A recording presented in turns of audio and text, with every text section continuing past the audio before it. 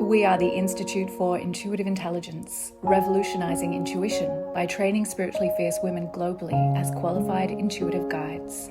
Subscribe for the leading research and teachings on the conversation of intuition development. Hello, dear beloveds. I apologize, I don't have my stand with me. I am just on my boat at the moment, so I forgot to bring a stand. So I'll try and keep my hand very still and see if the lighting's okay in here. It is lovely to be with you all today. As part of the challenge that we are running in the I'm Spiritually Fierce group at the moment, I wanted to do a little bit of an overview of the mystical heart of the Institute, and particularly our third level training, which is the focus of our glorious challenge in I'm Spiritually Fierce that's happening right now. Today is day 1, so there's still plenty of time to jump into that if you're interested. We are looking closely at the archetypes of the Priestess Mystic Leader, which, if you know anything about my work, are the holy trinity of the way that we bring women into their power as intuitive intelligence trainers. So the outward facing kind of certification that the women receive is the intuitive intelligence trainer, but the mystical heart, the place that they have to go within themselves to really wed themselves with their sacred nature is the Priestess Mystic Leader archetype. And so we are getting deep and intimate with these 3 archetypes.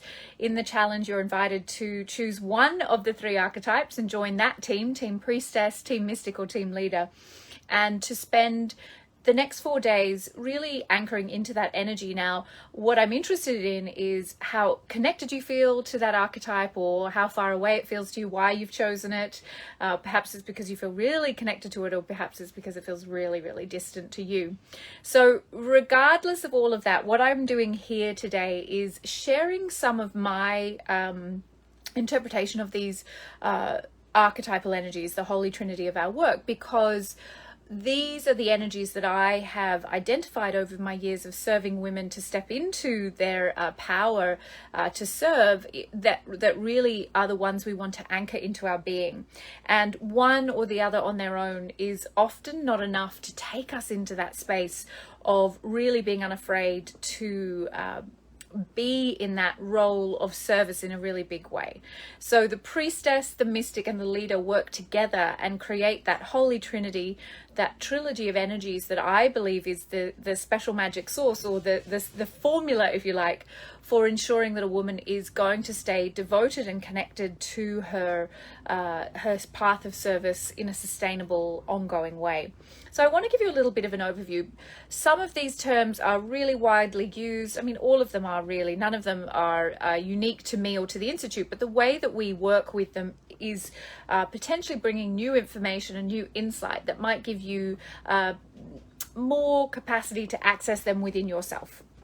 So let me begin. I know you can see my dishes behind me. That's the kitchen behind me there. I'm just trying to find a spot. We're sort of still doing renovations at the moment, so it's all a bit messy. So I don't want to kind of show you the messy interior of the boat right now. If you've been following on my journey on my personal page, we bought a boat and we're renovating it, and it will be our forever home in the future. And so right now we've got lots of work to do. Not quite yet. We've got a bit of time before it's our forever home.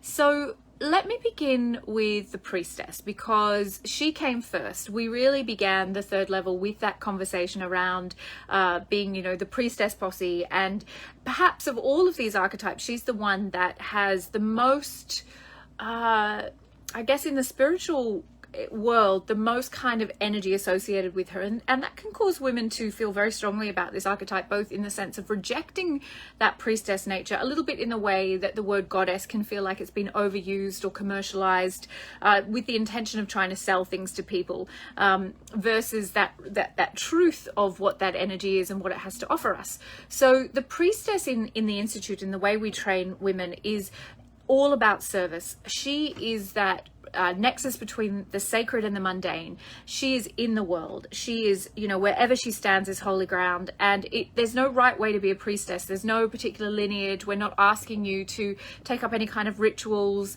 We're not asking you to go to any part of the world to kind of, drink the waters and kind of be imbibed with the energy of that particular priestess lineage. We are interested in the contemporary new paradigm priestess, and she is the one who brings the divine or the holy into the mundane. So regardless of her tasks in the world, her opportunity is always, where can I bring the sacred perspective? Where can I see this situation with spiritual sight? Where can I do better than those around me in terms of being the most compassionate and forgiving? Because that is my service. So she is very much about community and that creation of community, formal or informal, and bringing those around her together to really meet the sacred within them, and not through like lofty, high, spiritual practices, but really like through doing the dishes and raising the babies and working at the shop, and whatever her task is, it is holy because it is humble and it is about service, and that is so much anchored into her, and it is about bringing others into awareness of that in themselves. So she does it for herself because congruence is key, but she does it, and that's the truth with all of these archetypes, that's not specific to her, but that she does it in a sense of creating that connection around her, not in isolation. If anyone does things in isolation, it will be the mystic, who we'll introduce in a moment. So in her shadow side, the priestess can be controlling, and she can have a sort of mandate, and she wants others to do it her way, and she can be very much about trying to influence others to like community on her terms, or wanting others to kind of follow her way of doing things.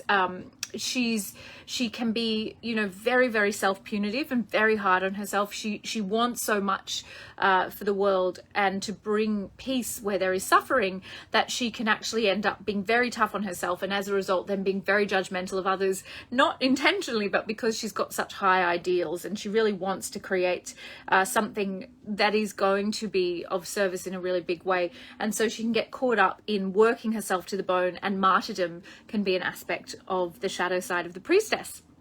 When we look at the mystic, we bring in that same sense of bringing holiness into the world, but it isn't about an outward facing. So the priestess is outward facing. She's about taking her holiness into the world. The mystic is very much about going deeper into those internal states of being. And the mystic is very anchored into the stillness, the silence, and the solitude. Her desire is to go deep into the inner world, the world beyond the dominant senses. She's really not that interested or invested in projecting it outwards, but she carries that same sense of service and responsibility for the well-being of all, but through her devotional practices.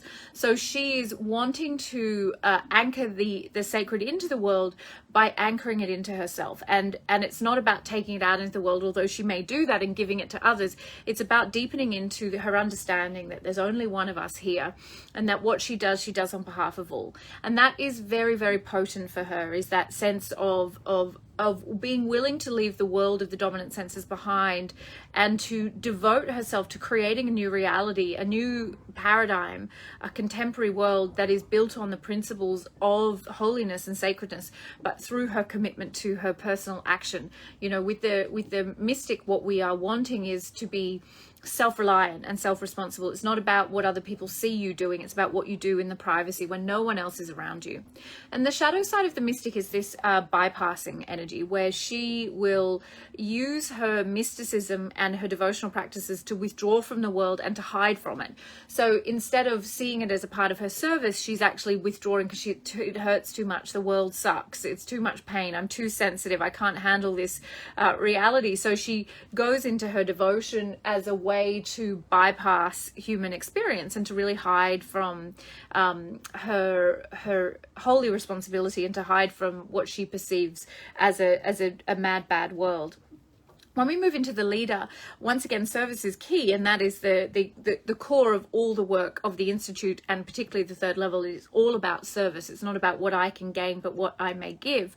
And here we see someone who is totally willing to stand up in their service in a really big way, and to be a rebel revolutionary, to not just even serve their immediate community, but be willing to let their voice, their legacy grow, and to project it outwards, and to go beyond the comfort zone, to meet their unworthiness programs, particularly for us women, to rise above all of the doubt, and to get over themselves, to lead others to their own victory, to their own freedom through their demonstration, but that willingness to take a stand and to stand up and be witnessed in that, and to really lead without fear of their own power, which can be a really big shadow aspect of the leader. Is there for women, it's very often our fear of our own power that we may inadvertently cause harm, like the patriarchal model of power that we see in the world around us, that we may replicate that rather than becoming a different kind of power for the world, which is that awareness that my only power is God's power,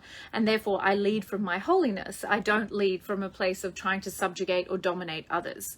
So we've got this really powerful trio here, who are, when we combine their energies together, bring all of the phases or faces of sacred service into light. And that is really the work of the third level and of the Institutes, that mystical heart. It's bringing that sacred service into everything that we do. And one or the other is potentially going to resonate more with you, but all of them are within you.